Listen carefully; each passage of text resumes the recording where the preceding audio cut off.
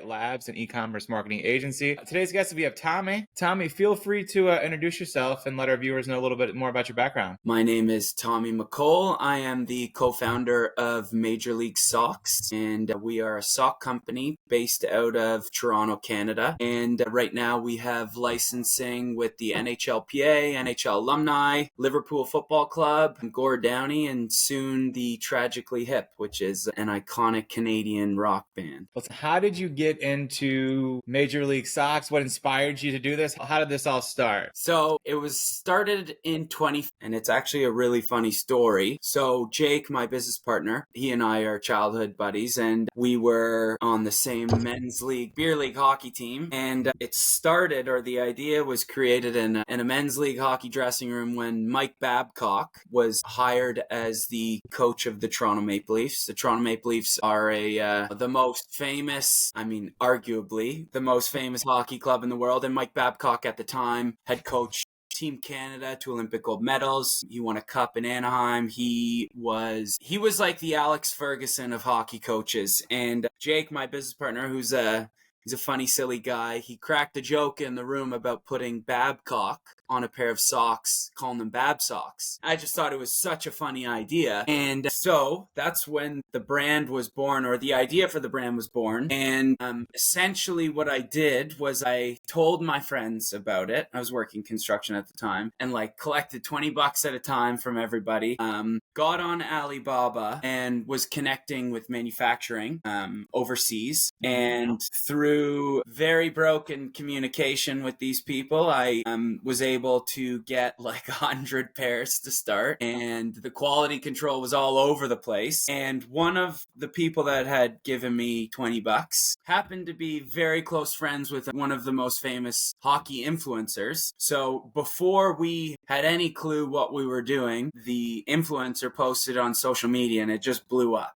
Wow. So we went entirely viral, NBC, CBS, NHL Network. Everyone in Toronto just thought it was the funniest thing in the world. And we kind of shot out of a cannon. It's an unusual start, but it's, a dream start, really. That's awesome. That's a great story, man. It's kind of just that you never know what's going to go viral. So that's awesome. Yeah, it was crazy. It was absolutely bananas. So tell me more about, I feel like who you feel like is your target audience that you've seen the past, 11 years now? Well, it's 8 years now, and it's funny because at least when we started Babsocks, we did a lot for mental health initiatives. So I think our target audience was vast. The Toronto Maple Leaf fan base is people all over the world that are Toronto Maple Leafs fans. They're expats, they move away, but never forget the club that they love. And so we had guys on Bay Street, which is the Wall Street of Toronto, and so guys in suits wearing the socks. We had kids with their parents lugging their hockey gear to games, and the kids are wearing them, the parents are wearing them. We did a lot of fundraising in minor hockey. So, our target audience, for better or for worse, was, the demographics were wide. Yeah. So, it's great that you have such a big audience, but, obviously there's challenges in finding those people online through paid advertising and whatnot. But I think what we did really well was tell a great story. So, we got all the organic media. I think people just told our story for us, which I think is probably the most impactful marketing. Awesome. What makes you different, or you could say better than your competitors? We have super giftable, high value packaging. So here's an example of our socks here. So this is Jerry Cheevers. He was an old goalie in the league. So we just did his mask. So, I think when our product is on the shelf, people just can't help grab it and inspect it. And we have our socks made in Turkey, so it's premium cotton. But we also have a super talented artist, and I think the artwork is compelling and fun. So, I think when you consider all those factors, and hockey isn't the NFL, so maybe there's less people competing in the hockey space, but it's not to say that we can't do it in the NFL, but we'll just have to continue developing a fun, unique, giftable product. For sure. I saw you got NHL alumni on here. I was born in St. Louis, so when I was in St. Louis, Brent Hall was a big deal, that's for sure. So, yeah. Yeah, we got a pair of red holes for you. I see him in there. I see him in there. What are your best selling products? Best selling Um, socks? I would still say that we are, like we're Toronto guys. I think people that follow the brand or are fans of the brand. I would say that most of them still stem from like our Babsocks era. So there's a lot of Toronto fans. Our biggest retail presence is in Canada. So naturally, Austin Matthews. Yep. Austin Matthews would probably be our top seller. This year, actually, Connor Bedard. He's a hot Blackhawks. rookie. Yep. Yeah. He's a Canadian guy, but he took the league by storm. I just think that there's something super exciting about a highly anticipated first overall pick. So, like the thing about our brand is like you don't necessarily have to be a fan of the team either. Like some guys are just like exciting young prospects, and For sure. it doesn't matter if you're a Minnesota Wild, a St. Louis Blues fan. Like it's kind of fun to rock a pair of Bedards. For sure. Well, I think I went to high school in Chicago and college in Chicago, and I think Chicago fans would have some words to say about what you saying. Toronto is the greatest franchise of all time. Yeah. Oh yeah. Many mean, things are subjective. I mean, look, when I was living there, I mean, the Blackhawks were horrible, and then all of a sudden they just they boomed with Patrick Kane and Taves in that run. Yeah. But that was a fun run. Yeah. Yeah. So I mean, I used to go there for it was like $10 to get in. No one was ever there, and then all of a sudden they're really good. Oh yeah.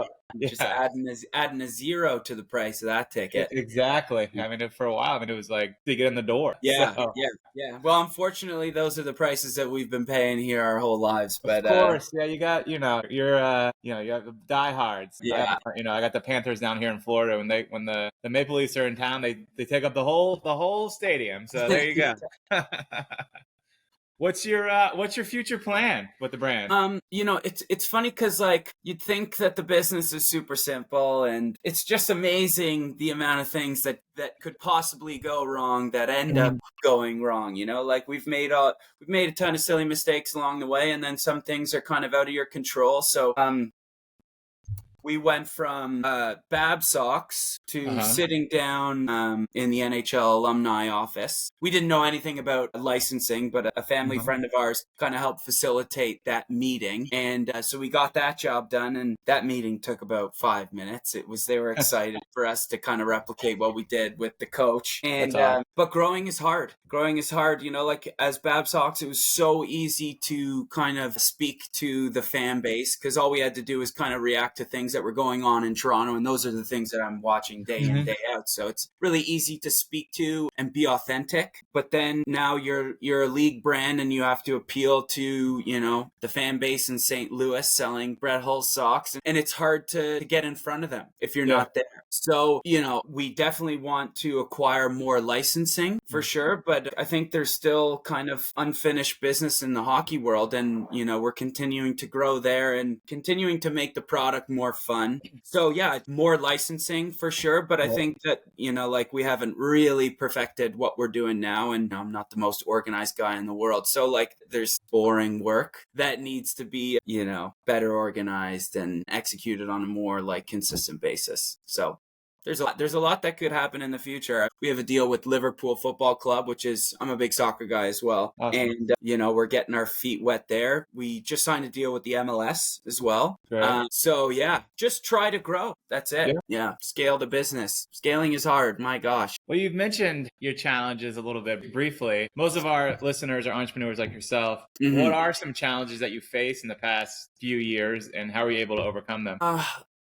Honestly, it's been tough. Like we went through COVID. We had a deal with the MLB Players Association at the time. And like our product is a type of product that you want to show off at the office. It's not like you've got your like rituals at home and it's fun to wear the product while you're watching the game. And but convincing people to have that same experience at home is more challenging. COVID was challenging. Sometimes you have to take it on the chin, and you just kind of have to put on a brave face and keep moving. Like, there's times where it's, like running your own business, it's peaks and valleys, and trying to stay a little bit more even keel, but just trying to push the envelope a little bit. And Yeah, honestly, it takes a lot of courage and conviction, and yeah. Awesome. Good Yeah. advice. What any advice you could give our listeners about starting an e-commerce store? Because I know your site Shopify. Any advice on that? Well, it just seems like now it's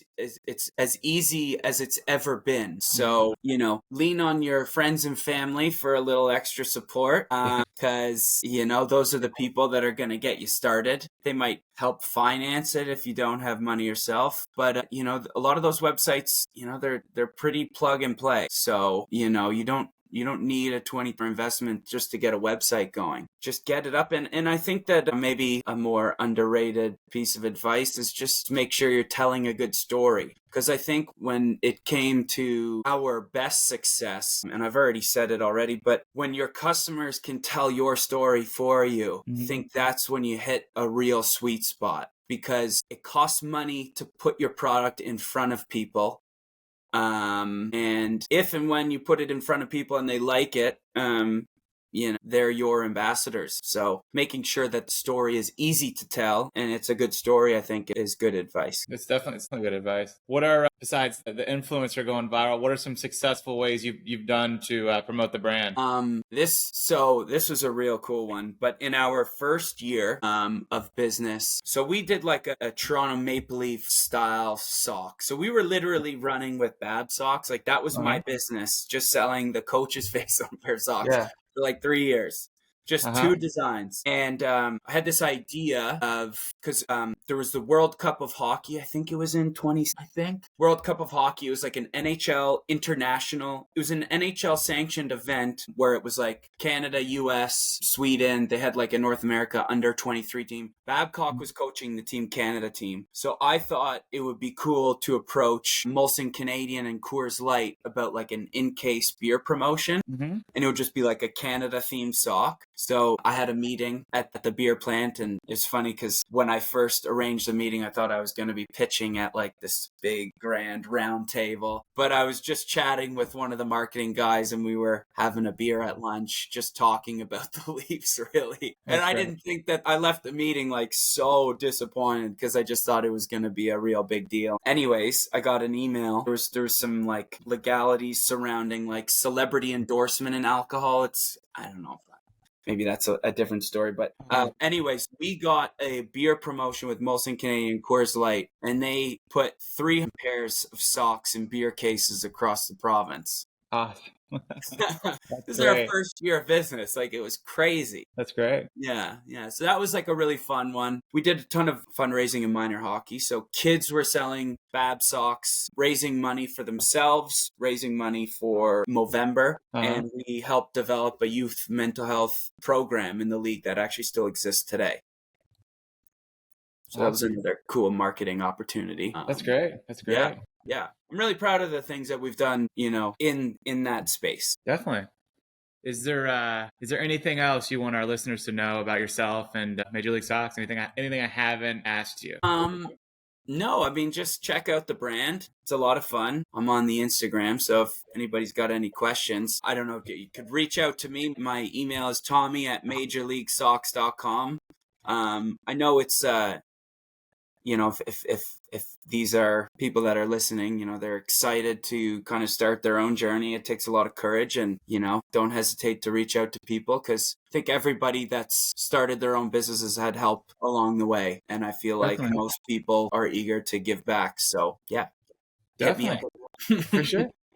And the site is majorleaguesocks.com. Majorleaguesocks.com. Yeah, make sure we'll get that out there. Yeah. Give us a follow. Give me a shout. Thomas McCole on LinkedIn. There we go. All right, Tommy. I appreciate you coming on, and it was great learning about your journey and your brand, man. Appreciate it. Yeah. Thanks, Stephen. Love it.